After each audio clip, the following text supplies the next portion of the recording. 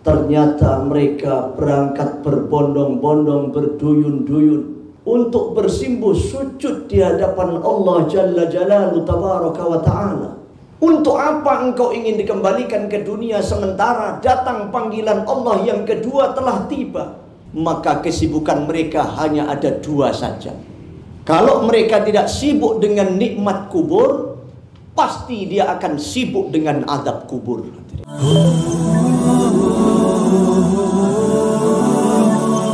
Assalamualaikum warahmatullahi wabarakatuh. Waalaikumsalam warahmatullahi wabarakatuh. Bismillahirrahmanirrahim. Nahmaduka Allahumma wa nashkuruka ya Allah ya man yunazzilul hidayah. Wa nusalli wa nusallimu ala habibikal Mustafa Muhammadin sahibis syafa'ah wa ala alihi wa sahbihi wa man tabi'ahum bi ihsanin ila yaumil qiyamah. Amma ba'du, fa yaqulul haqqu tabaraka wa ta'ala: A'udzu billahi minasy syaithanir rajim. Bismillahirrahmanirrahim. Qul in kuntum tuhibbunallaha fattabi'uni yuhibbukumullahu wa yaghfir lakum dhunubakum wallahu ghafurur rahim. Wa qala Rasulullah sallallahu alaihi wa alihi wa sahbihi wa sallam: Ittaqillaha haitsu ma kunta wa atbi'is sayyi'atal hasanata tamhuha wa khaliqin nasa bi khuluqin hasanin. Al-hadits atau kama qala alaihi salatu wassalam. Jinabal muhtaramin wal muhtaramat, hadirin wal hadirat, Bapak Ibu, saudara-saudara kaum muslimin muslimat rahimakumullah. Ada dua panggilan Allah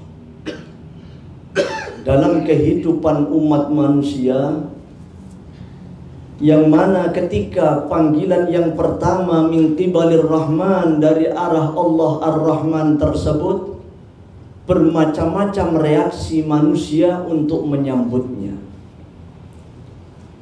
Golongan pertama, ketika ada panggilan Allah yang pertama ini melalui seruan para muadzin dari masjid-masjid, musola-musola, surau-surau, langgar-langgar, bersaut-sautan, bertalu-talu dari segala penjuru panggilan Allah tersebut melalui seruan azan. Ternyata mereka berangkat berbondong-bondong, berduyun-duyun untuk bersimpuh sujud di hadapan Allah Jalla Jalaluhu Tabaraka wa Ta'ala. Hadirin rahimakumullah. Maka orang-orang semacam itu, kata Nabi, adalah orang-orang yang telah mengibarkan bendera iman. Semoga kita semua termasuk golongan mereka, insyaallah. Amin. Saudara-saudara kaum muslimin muslimat rahimakumullah. Namun sebagian di antara umat manusia, ketika datang panggilan Allah yang pertama melalui seruan azan tersebut, ternyata mereka tenang-tenang saja, bahkan tidak mau menghiraukan panggilan Allah melalui seruan azan tersebut. Hadirin rahimakumullah. Orang-orang semacam itu adalah orang-orang yang telah ditutup oleh Allah mata hatinya. Oleh Allah ditutup mata hidayahnya, sehingga ketika nanti satu saat akan datang panggilan Allah Ta'ala yang kedua melalui malakul maut, malaikat Israel datang untuk menjemput roh nyawa ajal kematiannya. Hadirin rahimakumullah.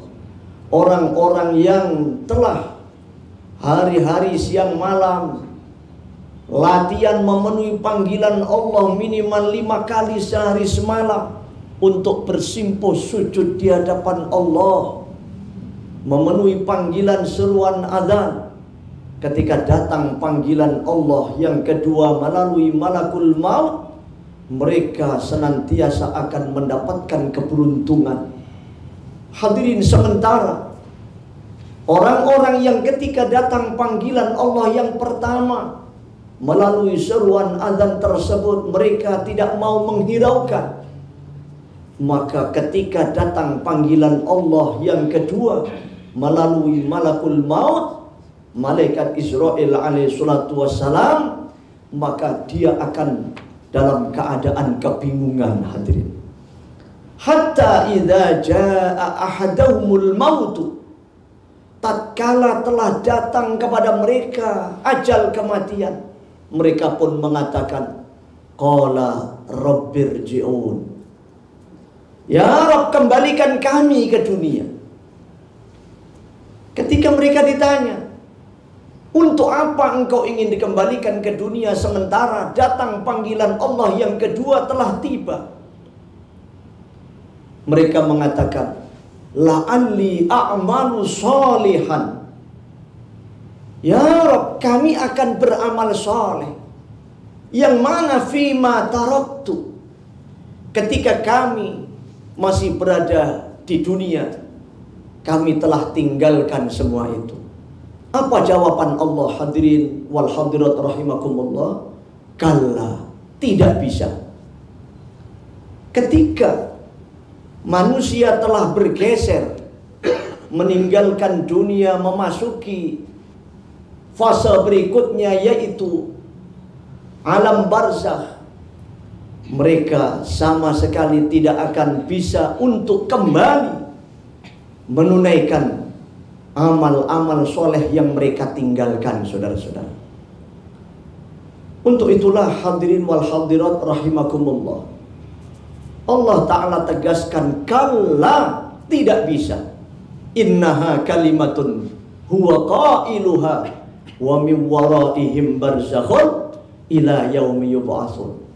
Karena kalian semua telah memasuki yang namanya alam barzakh. Hadirin, al-Imam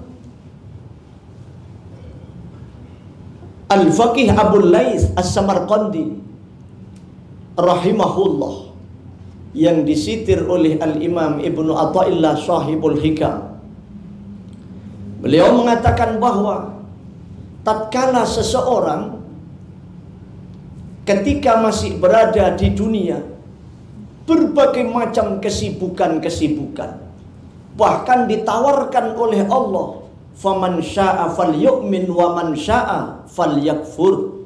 Kalau kalian ingin, jadilah orang yang beriman dan beramal soleh. Sebaliknya, kalau engkau ingin juga, jadilah kamu orang kafir, silahkan. I'mal ma syi'ta fa innaka majziyun. Berbuatlah kalian sesuka hatimu, tetapi ketahuilah, ingatlah, renungkanlah, pikirkanlah, semua amal perbuatanmu akan dibalas oleh Allah Subhanahu wa ta'ala.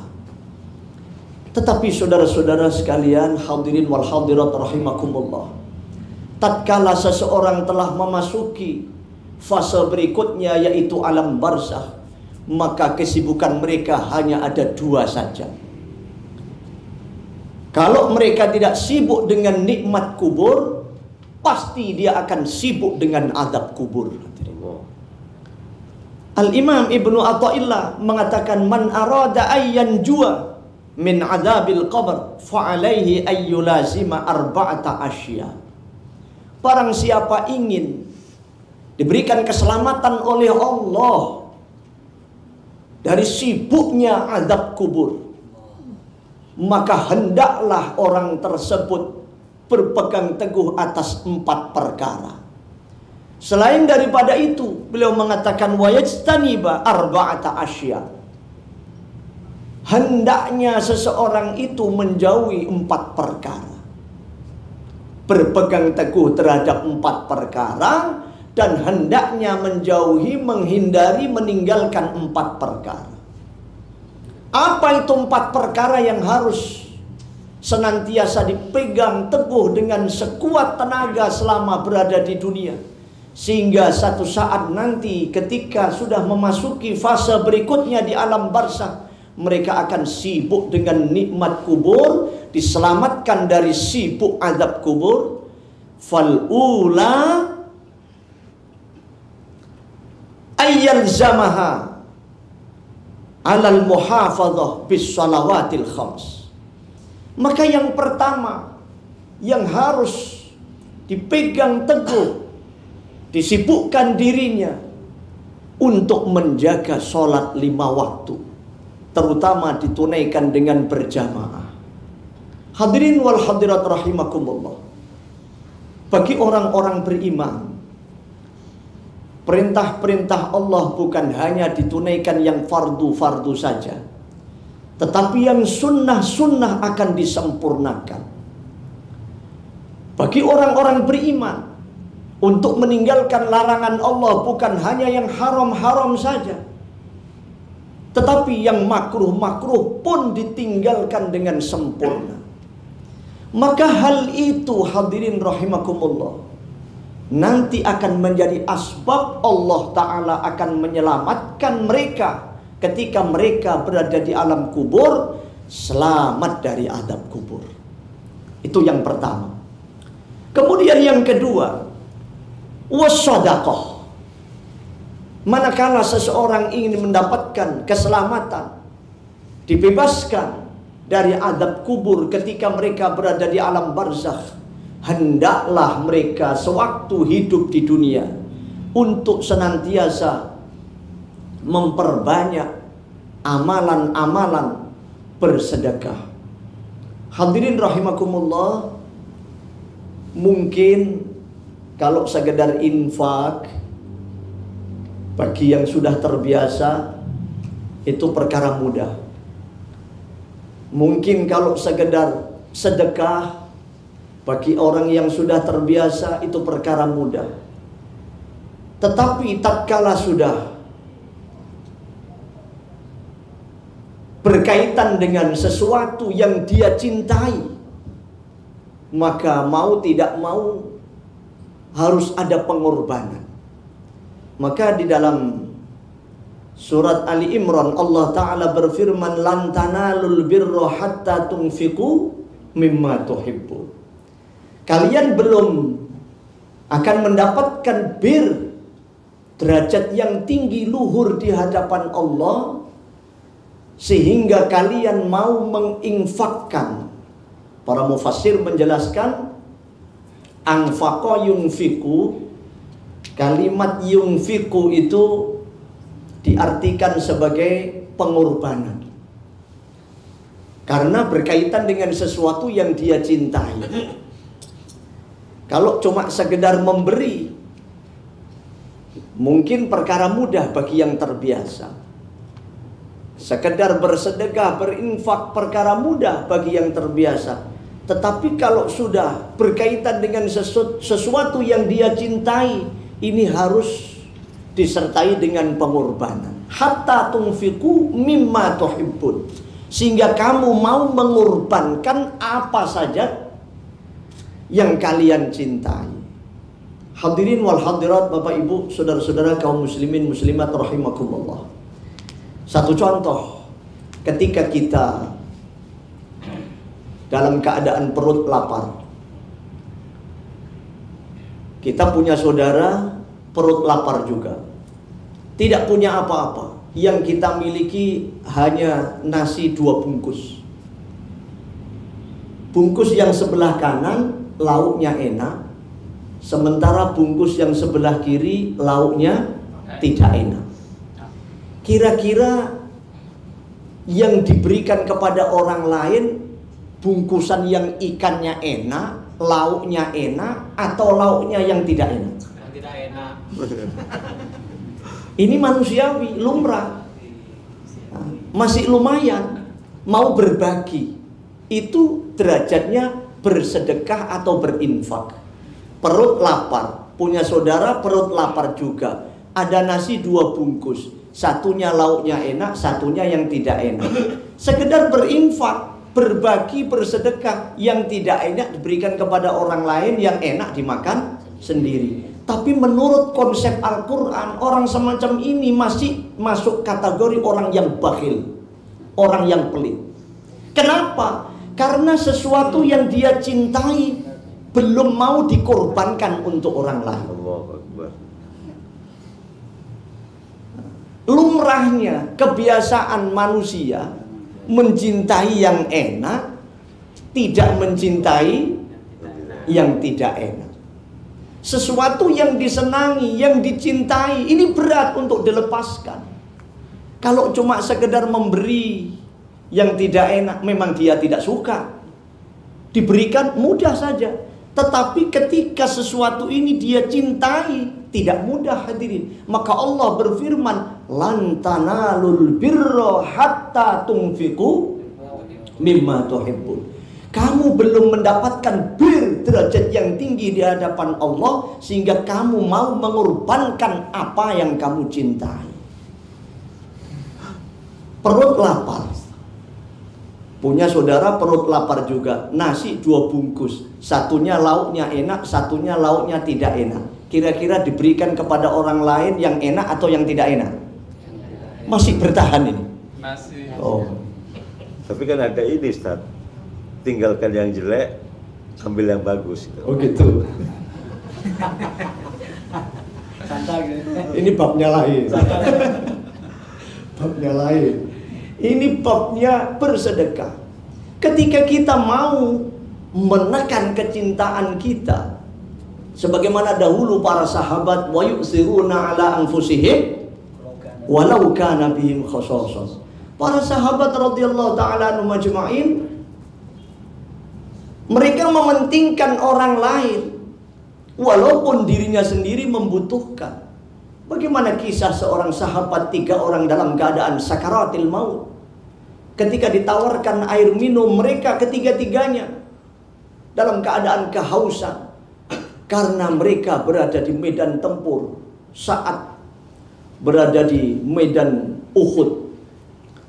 Ketika 3 orang sahabat ini dalam keadaan sakaratil maut, merasa kehausan, ditawarkan kepada seorang sahabat ini, dia mengatakan, berikan kepada Fulan bin Fulan yang saat ini dalam keadaan kehausan. Maka seorang sahabat yang kedua, padahal dirinya dalam keadaan kehausan, dia mengatakan, berikan saja kepada seorang sahabat yang telah terdengar suaranya mereka meraung-raung merasa kehausan. Hadirin, ternyata sahabat yang ketiga pun mengatakan demikian. Begitu seorang sahabat itu kembali kepada sahabat yang pertama dalam keadaan nazak sakaratil maut, sudah dalam keadaan wafat. Kenapa sejauh itu? Setinggi itu, semulia itu para sahabat mengorbankan kecintaannya demi untuk sahabat yang lain. Sehingga Allah proklamirkan, was-sabiqunal awwalun minal muhajirin wal ansor walladzina tabauhum bi ihsan. Allah berikan gelar radhiyallahu anhum wa radu'an. Ini pelajaran penting hadirin.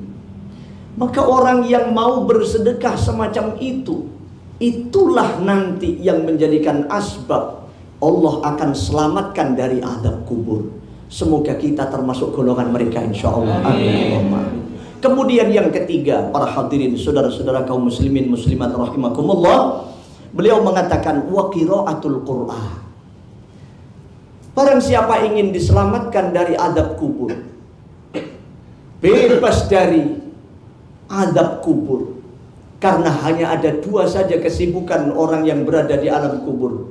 Kalau dia tidak sibuk dengan nikmat kubur, pasti dia akan sibuk dengan azab kubur. Kalau dia ingin sibuk dengan nikmat kubur, bebas dari azab kubur, bacalah Al-Quran. Terutama surat Tabarok. Ketika dibaca sebelum tidur, setelah sholat isya, Nabi memberikan garansi, memberikan jaminan bahwa surat Tabarok itu kalau dibaca sebelum tidur, nanti akan menjadi pembela ketika berada di alam kubur. Akan menjadi nur, cahaya. Sering kita dengar doa para hufad ini. Al-Quran itu senantiasa semoga menjadi teman karib ketika berada di dunia. Allahumma ja'alil Qur'ana lana fid dunya qarina. Ya Allah, jadikan Al-Quran sebagai kawan karib kami di dunia. Alhamdulillah, Persada ini ada jam'iyah tahfidz Quran. Semoga barokahnya Allah Ta'ala turunkan kepada kita semuanya. Amin. Bukan hanya kepada kita, barokatul Quran semoga Allah turunkan kepada anak cucu dzurriyyah keturunan kita ila yaumil qiyamah. Hadirin rahimakumullah. Demikian juga guru-guru kita berdoa, Allahumma ja'alil Qur'ana lana fid dunya wa fil qabri munisa. Ya Allah, jadikanlah Al-Quran sebagai penenang ketika kami berada di alam kubur. Surat-surat dan ayat-ayat di dalam Al-Quran yang kita baca ketika berada di dunia ini, maka itu nanti akan menyertai kita masuk ke liang lahat, liang kubur. Tapi kalau ada orang yang menghafalkan pasal-pasal KUHP di KUHP itu tidak sampai dibawa ke alam kubur, Pak. Tidak sampai dibawa. Ada sebagian orang itu yang hafal KUHP itu, buku setebal itu. KUHP itu singkatan itu. Kepanjangannya apa ini, Mahmud? Katanya KUHP itu singkatan dari kepanjangan kaya uang habis perkara. Tidak dibawa sampai masuk liang kubur, walaupun hafal di luar kepala. Tetapi kalau Al-Quran tidak, akan dibawa sampai masuk ke dalam liang lahat. Maka kita bersyukur. Kalau dalam sebuah hadis Nabi, hadis yang sahih, baginda Nabi mengatakan, yuhsyarul mar'u ma'aman ahabba. Seseorang itu akan dikumpulkan oleh Allah nanti bersama siapa yang dia cintai di dunia, bersama siapa yang diidolakan di dunia. Kalau kita mengidolakan para alim ulama, para wali-wali Allah, insya Allah kita pun nanti akan dipertemukan, dikumpulkan oleh Allah bersama mereka yang kita cintai, kita idolakan. Kalau kita memuliakan, mencintai, menghormati, menyayangi para hufad, insya Allah sedikit banyak nanti kita pasti akan dipertemukan oleh Allah, dikumpulkan di dalam surga Allah Subhanahu wa Ta'ala. Amin Allahumma amin. Amin ya Rabbal amin. Hadirin, kemudian yang keempat, beliau mengatakan, man arada ayyan juwa min adzabil qabr. Barang siapa ingin diselamatkan oleh Allah dari sengatan jilatan azab kubur, maka yang keempat, wa kasratut tasbih, hendaklah memperbanyak bacaan tasbih. Fa innaha tudhi'u al-qabr wa tawsi'u. Karena sesungguhnya hal itu akan menjadi nur cahaya di kegelapan liang kubur. Ketika bagi orang-orang yang ahli zikir, bagi orang-orang yang ahli ibadah, bagi orang-orang yang telah sempurna imannya, begitu dia masuk alam kubur, masuk liang lahat, maka alam kubur itu akan meluas, luasnya sejauh mata memandang. Karena memiliki 4 amalan tersebut, menjaga sholat 5 waktu dengan sempurna, kemudian dia memperbanyak bersedekah, yang ketiga dia membaca Al-Quran, dan yang keempat memperbanyak bacaan tasbih. Nabi mengatakan dalam kitab Sahihul Bukhari, kalimatan, ada 2 kalimat, khafifatani, ringan. 2 kalimat tersebut ringan di mana? Alal lisan, pada bibir seseorang. Tapi saqilatani fil mizan, berat di dalam timbangan amal. Bahkan habibatani ilar rahman, 2 kalimat itu sangat-sangat dicintai oleh Allah Ar-Rahman. Apa itu? Nabi mengatakan, subhanallah wa bihamdi subhanallahil azim. 2 kalimat ini, bagaimana supaya hari-hari siang malam menghiasi bibir kita untuk kita perbanyak sehingga nanti akan membawa dampak yang positif, menjadi asbab Allah selamatkan kita, Allah selamatkan kita, Allah selamatkan kita, dan dibebaskan dari azab kubur. Hadirin, akhir-akhir ini kita sangat-sangat menyayangkan fenomena akhir zaman ini. Kalimat-kalimat yang seharusnya dijauhi, dihindari, tapi justru dikampanyekan. Setan itu kalau ada orang bersyahadat minimal sehari semalam 5 kali di dalam sholat, dia akan takut menyingkir minimal 1000 mil. Karena setiap waktu, setiap saat orang tersebut mengucapkan 2 kalimat syahadat. Nah, tapi ada hari-hari orang yang mulutnya ini laki-laki mengucapkan syahadatnya setan, laki-laki mengucapkan syahadatnya setan. Senang susah mulutnya misuh-misuh. Lama tidak ketemu teman karibnya, mestinya ahlan wa sahlan, subhanallah, alhamdulillah, tapi tidak. Mulutnya disibukkan dengan syahadatnya setan. Syahadat Surabaya, jajan pincut. Ini sebagian orang mengkampanyekan ini hari akhir itu. Bahkan ada grup dijadikan sebagai Allahu Akbar walillahil hamd. Maka ini setan. Na'udzubillahi min. Ya memang kalau di otak-atik matu. Jancuk itu kan singkatan katanya. Jan itu jantan, C itu cerdas, ulet, K kreatif. Jantan, cerdas, ulet, kreatif katanya. Tapi itu kalimatnya kalimat yang seharusnya dihindari. Pada umumnya itu syahadatnya setan. Daripada itu lebih baik kita latihan mulut kita untuk memperbanyak bacaan tasbih. Ketemu teman, subhanallah. Melihat pemandangan yang menakjubkan, subhanallah. Terkejut, subhanallah. Berjalan kaki kesandung, cegruk, subhanallah. Bahkan alhamdulillah. Walaupun berdarah-darah, sehingga pada akhirnya nanti akan bernilai tinggi di hadapan Allah Subhanahu wa ta'ala. Hadirin wal hadirat rahimakumullah. Mudah-mudahan 4 hal tersebut senantiasa Allah berikan taufik, hidayah, ma'unah kepada kita untuk dapat mengamalkan dan menyampaikannya.